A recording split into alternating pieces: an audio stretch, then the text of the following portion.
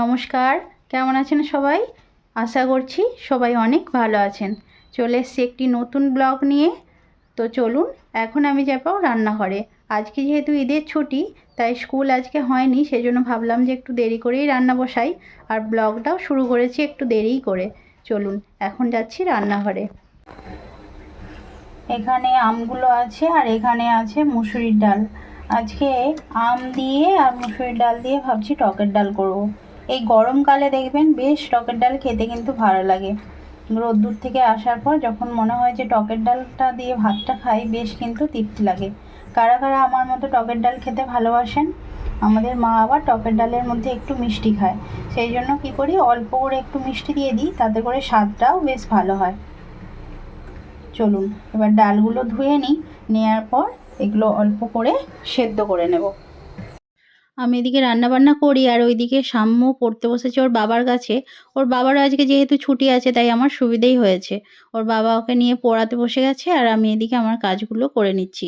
এমনিতে সকালের দিকটা তো ওর বাবার কাছেই বসে, কিন্তু যদি বেলার দিকে হয় তখন হয়তো আমার কাছে বসে। কিন্তু যেহেতু আজকে ওর বাবা আছে, তাই একটু বেলা হলেও আর অসুবিধে নেই, ও পড়তে বসছে। না হলে তো ওকে যদি একা রেখে দিয়ে আসি, ও তো একদমই করবে না। সেই জন্য ওর কাছে কাউকে না কাউকে থাকতে হয়। এই তো দেখুন না, একটু ওর বাবা উঠে গেছে, বইয়ের পাতা এদিক ওদিক উল্টাচ্ছে, ও তার ওদিকে দেখুন ঠিক বসে আছে। বলতে বলতে জল খাওয়ারের সময় হয়ে গেছে, তো আমরা এখন খেয়ে নেব মুড়ি। আজকে মুড়ি আর আলু সেদ্ধ, তার সাথে থাকছে পেঁপে। পেঁপেটা মুড়ি খাওয়ার পর খাবো, কিন্তু একবারেই কেটে নিয়ে বসে গেছি। এই পেঁপেটা গাছের পেঁপে, এবারে পেঁপেগুলো কিন্তু খুব সুন্দর হয়েছে। চলুন, খাওয়া দাওয়া হয়ে গেছে, আবার চলে এসেছি রান্নার এখানে। এখন আমি করে নেব সজনে ডাঁটা আর আলুর তরকারি। আলুগুলোকে প্রথমেই একটু সেদ্ধ করে রেখেছিলাম, কেননা জ্যোতি আলু তো, তাহলে ডাঁটার সাথে দিলে ডাঁটাগুলো গলে যায় আর আলুগুলো সেদ্ধ হয় না, সেই জন্য আলুগুলোকে অর্ধেক সেদ্ধ করে রেখেছিলাম। এরপর একটু তেল, 5 ফোড়ন, তেজপাতা, শুকনো লঙ্কা ফোড়ন দিয়ে তো আলুটা চাপিয়ে দিয়েছি। এরপর ধীরে ধীরে সমস্ত মশলাগুলো বা হলুদ, লঙ্কা গুঁড়ো, নুন আর দিয়ে দেব একটু সর্ষের বা আদার বাটা। এদিকে রান্না হচ্ছে আর ওইদিকে সাম্য যাবে চুল কাটতে। আজ ওর চুলগুলো বেশ বড় বড় হয়ে গেছে, আজকে যেহেতু ছুটির দিন বাড়িতেই আছে, তাই ভাবলো যে ওর চুলের ধারগুলো একটু কামিয়ে নিয়ে আসবে।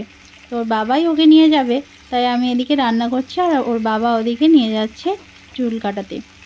গরমকাল পড়ার সাথে সাথে আমাদের সজনে ডাঁটা প্রায় প্রত্যেক দিনই রান্না হচ্ছে, কেননা সজনে ডাঁটা তো এমনি যেমন শরীরের পক্ষে উপকারী, তেমন খেতেও বেশ ভালো লাগে। আর মা যেহেতু সজনে ডাঁটাটা একটু বেশিই ভালোবাসে, সেই জন্য মায়ের জন্য কি আর আলাদা করে হবে, আমাদের সবাইয়ের একসাথেই হয় আর একটু বেশিই হয়। তো এদিকে আমি দেখুন কতগুলো টমেটো দিলাম। আসলে সাম্যর বাবা না বেশ অনেকটা 5 কেজি মতো টমেটো একসাথে কিনে নিয়ে চলে এসেছিলো। তো সেগুলো এখন এই গরমের জন্য নষ্ট হয়ে যাচ্ছে, তাই ভাবলাম যে একটু বেশি করে দিই। আর টমেটো চাটনি আমাকে খুব একটা ভালো লাগে না। মা আর সাম্যর বাবা ওরা খায়, তো ওদেরকে মাঝে মাঝে করে দিই, কিন্তু আমাকে যেহেতু ভালো লাগে না, তাই ভাবলাম যে একটু সজনে ডাঁটাতেই বেশি করে দিয়ে দিই। এই জন্য এর মধ্যে দিয়ে দিয়েছি। সজনে ডাঁটা খেলে জানেন তো আমাদের বিভিন্ন ধরনের রোগ প্রতিরোধ হয়, তার সাথে হজম ক্ষমতাও খুব বাড়ে। তাই সজনে ডাঁটার আরও অনেক গুণাগুণ আছে, তো সেই জন্য সজনে ডাঁটা খাওয়া কিন্তু খুব উপকারী। আমার বেশ মনে আছে ছোটোবেলায় সাম্য সজনে ডাঁটা খেত না, আর খাবেই বা কী করে। 5 বছর বয়স পর্যন্ত তো ও শুধু গুলেই খাওয়ার খেয়েছে। সেই অনেকে বাড়িতেই হয়তো দেখেছেন ছাঁকনিতে করে গুলে বাচ্চাদের খাওয়াতে হয়, সেটা হয়তো 1 বছর 2 বছর খাওয়া বয়স পর্যন্ত খাওয়ানো হয়, তারপর ধীরে ধীরে তারা নিজেই খেয়ে নেয়। কিন্তু সাম্যর ক্ষেত্রে একটু ব্যতিক্রম, সাম্যকে বেশ অনেকটা সময়, প্রায় 5 বছর ওকে গুলে গুলে খাওয়াতে হয়েছে। তো তখন আমি কি করতাম জানেন তো? ওই সজনে ডাঁটাকে সেদ্ধ করে নিয়ে সেটাকে ওই ছাঁকনির মধ্যে মাড়িটাকে বের করে নিয়ে যেই খাবারটা দিতাম সেটার মধ্যে গুলে খাওয়াতাম, যাতে করে ডাঁটার পুষ্টিগুণটা ওর শরীরে যায়। আর এখন দেখুন বড় হয়েছে, ওইভাবে তো খাওয়াতে পারবো না। আর এত বিচ্ছু ছেলে, যদি বলি যে খা না, কিছুতেই খাবে না। তার থেকে বাবা ছোট ছিল, একদিক দিয়ে ভালোই ছিল। আপনাদের সাথে কথা বলতে বলতে আমার ডাঁটাটা প্রায় কমপ্লিট হয়ে গেছে। যেহেতু আজকে আম দিয়ে টকের ডাল হবে, তাই ডাঁটাতে আর বেশি ঝোল রাখবো না, নাহলে অন্যদিন একটু বেশি রাখি। তো এই জলটাই দিই, মনে হয় এতেই হয়ে যাবে। এটাকে আমি 5 মিনিট মতো ফুটিয়ে নিই, তারপর নামিয়ে নেব। তো এটা যা হচ্ছে হোক, ওদিকে ডালটার ব্যবস্থা করে নিই।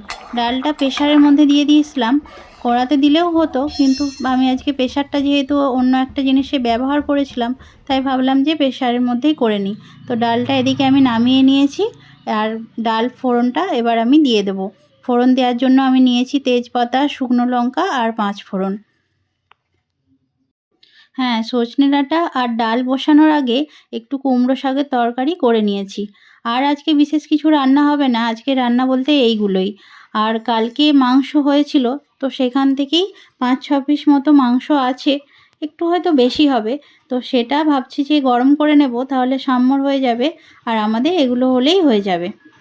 আর এদিকে দেখুন, সাম্য এখন চলে এসছে চুল কেটে, এবার যাবে স্নান করতে। চুল কাটার পর যেহেতু গায়ে অনেক ছোট ছোট চুল লেগে থাকে, তাই একেবারে স্নান করিয়ে দেওয়াই ভালো।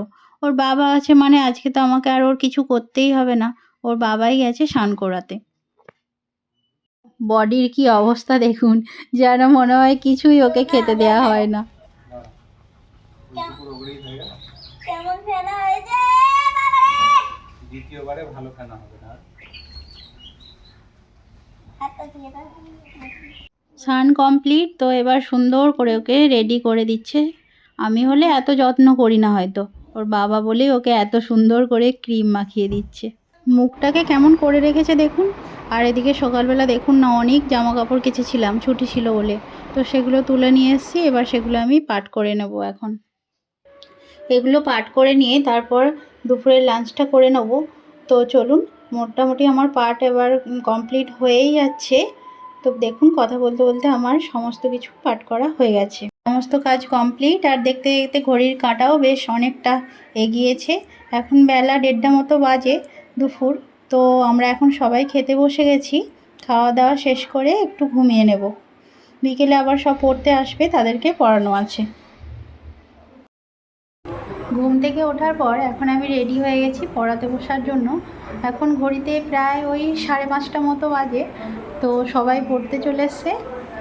আজকের ব্লগটা এখানেই শেষ করছি, এরপর দেখা হবে আবার পরের একটি ব্লগে। ততদিন আপনারা সবাই সুস্থ থাকবেন, ভালো থাকবেন ও সচেতন থাকবেন, সেই সাথে নিজেদেরও খেয়াল রাখবেন।